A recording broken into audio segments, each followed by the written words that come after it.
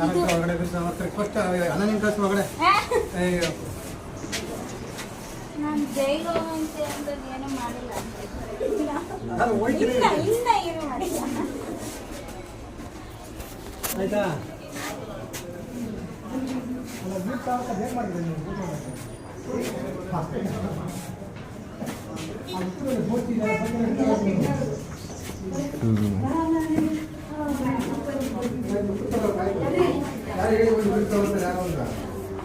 ಸ್ವತಂತ್ರ ಹೋರಾಟಗಾರ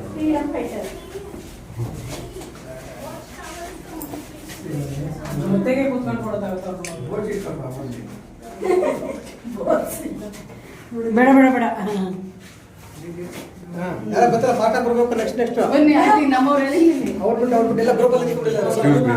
ಕಾಣಿಸಲ್ಲ